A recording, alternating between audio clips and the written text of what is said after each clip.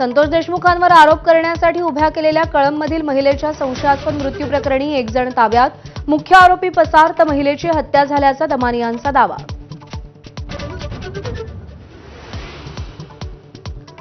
संतोष देशमुखांना बलात्काराच्या खोट्या गुन्ह्यात अडकवण्याचा विष्णू साठे आणि सुदर्शन घुलेचा प्लान होता. गोपनीय साक्षीदाराची साक्ष एबीपी माझाच्या हाती. प्लॅनिंग होताना साक्षीदार उपस्थित असल्याचीही माहिती. वाल्मिकरांनाच मारहाण केली, हर्सुल कारागृहात रवानगी केलेल्या महादेव गीतेचा दावा. पोलीस कराडला जावयासारखी ट्रीटमेंट देत असल्याचा दमानियांचा आरोप.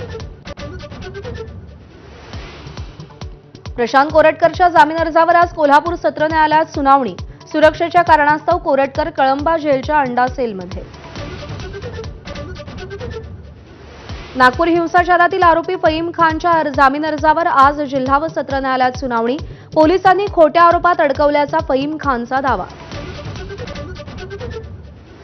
आर्थिक वर्षाच्या शेवटच्या दिवशी तब्बल 177 शासन निर्णय जारी. मंत्रालयात रात्री 12 वाजेपर्यंत कामकाज.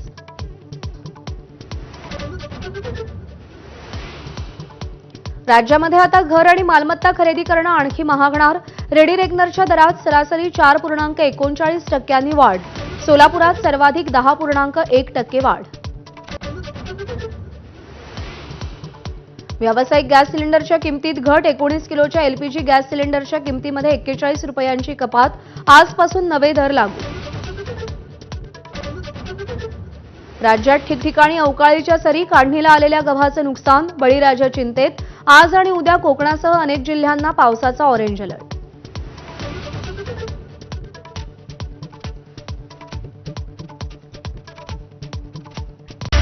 Headlines brought to you by Chitale बंधू.